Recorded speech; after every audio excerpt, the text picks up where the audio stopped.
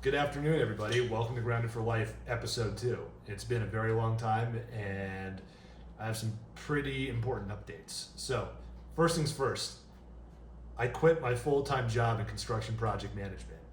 Now, I don't have a backup plan right now. Fortunately, I have enough resources to keep myself afloat, but I felt that quitting my job was the most important thing I could do to protect my mental health and really take a break and reevaluate my professional career.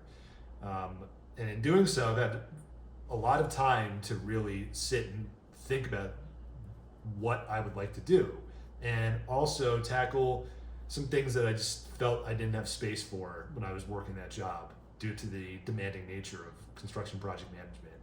So I left, and many people that I've spoken to that have gone through similar journeys have talked about being tired for a month.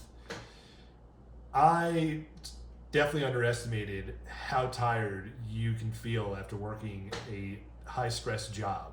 And so that's been a learning process, to say the least. I would say that I didn't anticipate how tired I'd be. So the first week was really nice. I felt like there was a lot of weight lifted off of me, and I was less anxious. I wasn't having panic attacks, none of that. And the following week was a rough one. I overexercised and overexerted myself and ran myself down. So that ended up with me potentially getting some type of infection that required antibiotics. So I was put on some very strong stuff, and I've just been recouping my energy and stuff ever since. I also decided to quit caffeine cold turkey. Additionally, I've been sober for like 6 weeks, alcohol free, not engaging in any illicit substances, nothing. So the come down of caffeine combined with the come down of antibiotics was not great. Um, it's been like a tired couple of weeks. I think I'm on like day 16. Now, to be fair, I did have like chocolate today in like a couple days, but I don't really think that's enough caffeine to really elicit that much of a response. So we just won't count that. But um, I had a friend who quit caffeine. He found that he had more energy and more sustainable energy, to boot. For me,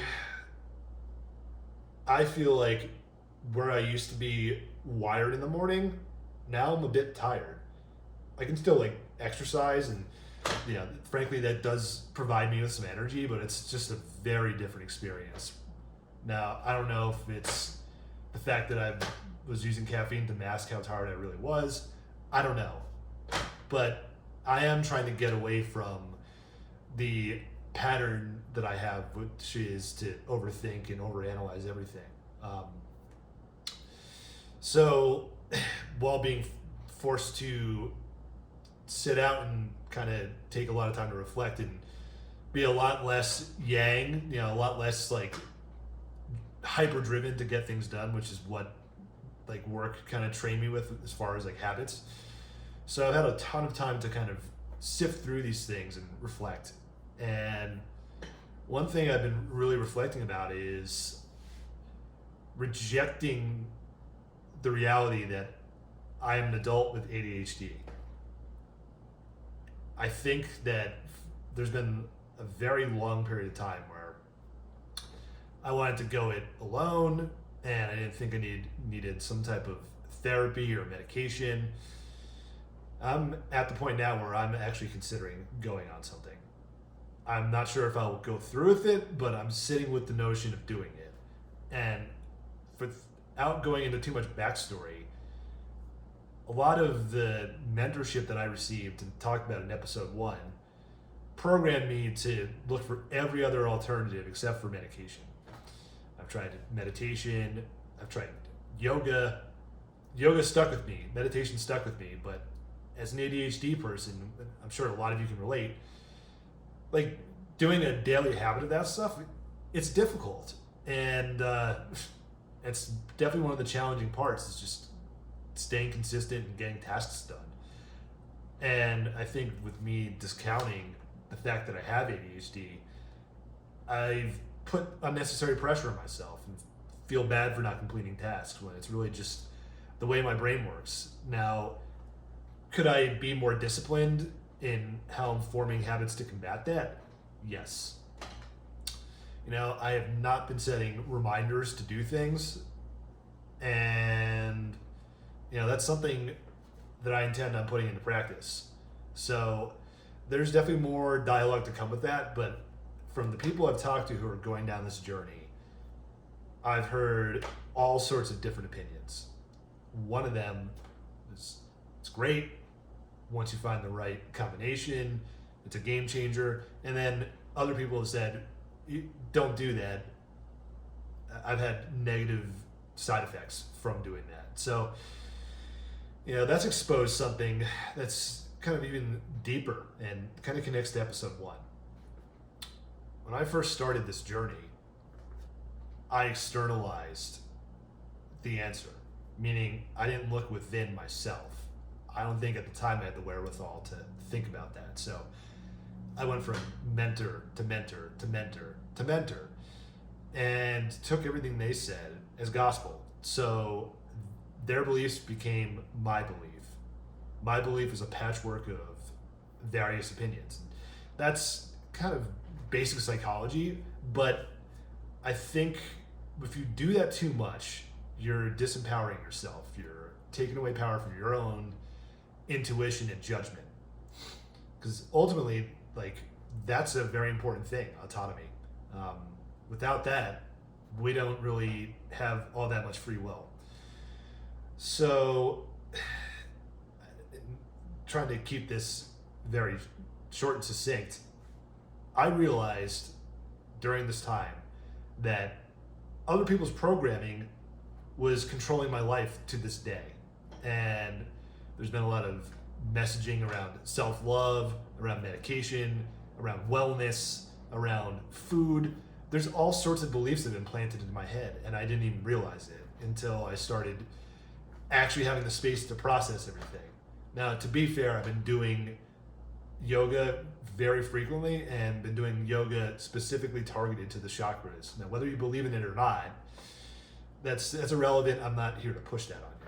But I will say that the chakra-based yoga series that I've been doing has been opening up my mind to all of these thoughts, especially around self-love. I've spent so much time telling myself that I'm deficient in self-love, that I don't care enough about myself. That's all bullshit. That's all people telling me that and me carrying those beliefs.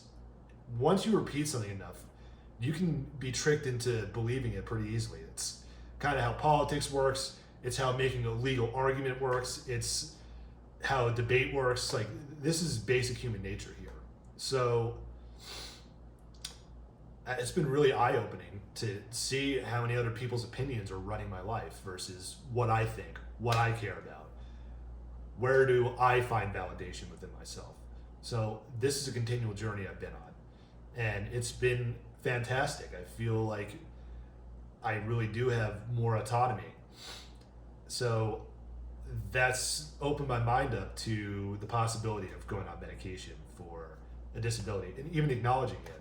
To take that a step further, I've always rejected the religion that I was brought up in, which is Judaism.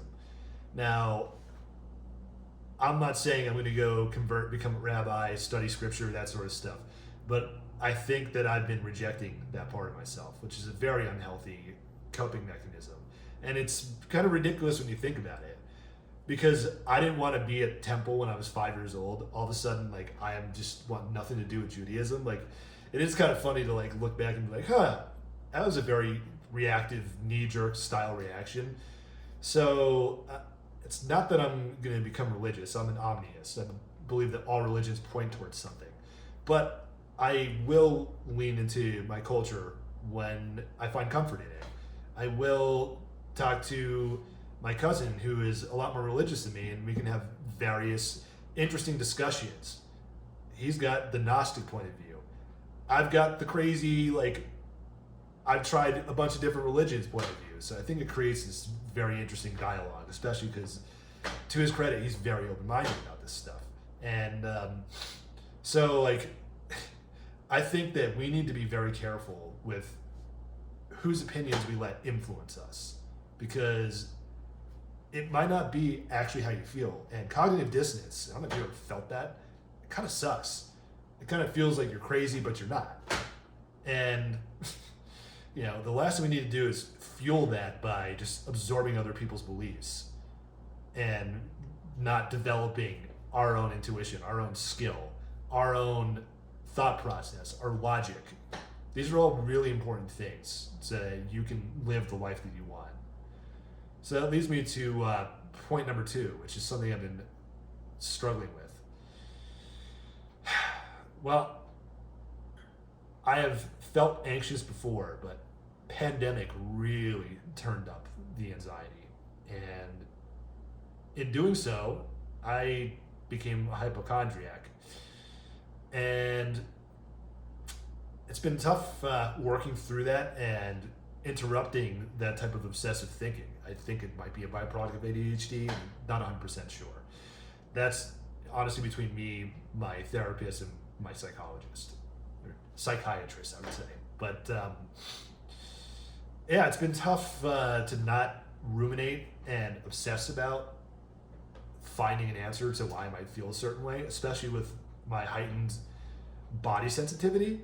So it's been a challenge to not run off the rails and assume the worst for any situation. Even now, feeling tired, it's like I still sometimes on a daily basis try to like logic my way through it versus just allowing myself to feel that way and being okay with it.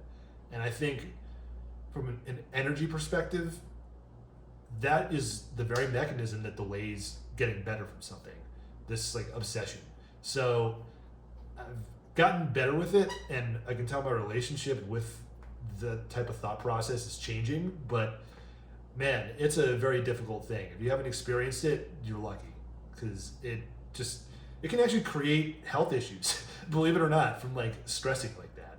I got a stomach ulcer back in 2020 from stress, from freaking out, from worrying about COVID and like all these things. So it's a tough thing to deal with, and I'm kind of interested to see how diving into this like thought process will help me to understand that part of myself and maybe relocate those resources to other places where it's good, where like knowledge is great, but it can't just be this defense mechanism that I use to try to understand everything. It's very fight or flight.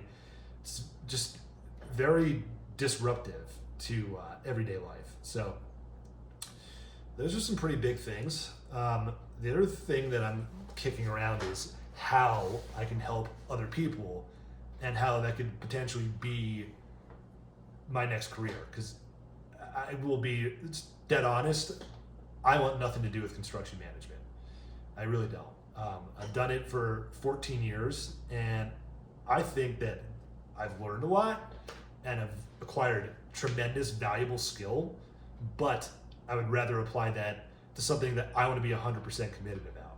So I feel like working a job that you're only 50% happy with at best, 70% happy with, like, that's a lot of time to spend. And when you work, you're expected to show up and work hard to get things done. And I'm not trashing any of that. But what I am saying is that for me, I want to find an intersection of work and passion. Now, if that has to be a side gig, so be it. But I feel very strongly that I would like to help people work through their stuff. Now, I had a very good conversation with a friend yesterday who's incredibly smart, especially with business and sales. So he poked holes in some of my ideas right away. You want that sometimes. So that leads me to basically start this quest of how can I get specific as to how I can help people? What is it that I can do? Is it adjacent through like project management for better health, doing like some sort of tech work? Is it becoming a life coach? Is it running seminars and like retreats and that sort of thing? I'm not 100% sure, but I really did have a lot of inspiration when I wanted to start this podcast, and I think that I'm done kind of sitting idle. When you're unemployed and you start to just become complacent, or just really, I haven't looked. I haven't felt that I've been ready to start looking, but I would like to start making productive use of this time while I have it, because this is a gift. Being able to do this, being able to shut off and get away and really reassess everything. It's a huge gift, and I'm tremendously grateful for those who have been in my corner to help me make this decision. And I can't say enough about that. But my point is, I want to do something that's engaging. I want to do something that I feel good about when I wake up. Yes, there's day-to-day stresses, but it's something that I viscerally feel is the right place for me. And I have doubts that going back into the corporate workforce without adequately advocating for myself and finding something that truly fits with who I am and my values, I'm very reticent about that based off of my experience. Now, my previous employer, well, I think that they're a good company. I think there's some things that weren't in line with where I'm at, who I am. So it'll be kind of interesting to see if addressing ADHD, whichever way I choose to do it, will make a difference in my work ethic. I have a good feeling it might, but I really just in a vulnerable place where anyone's opinion can kind of sway me. And so I think it's good to sit and do nothing and kind of reassess, especially while I'm getting used to being off caffeine. Now, make no mistake, I would like to use it as a tool and have it during certain times, but I think giving it another couple weeks to see how my energy and my body changes could help. Maybe I won't go back. I don't know. It's a little too early to tell, but all these things, as scatterbrained as it might sound, because I'm jumping from subject to subject, this creates a web that kind of points me into a particular direction. And this is a journey of understanding myself, understanding my strengths, working through self-imposed limitations, working through dogmas, and ultimately coming out as a better, stronger, more resilient person.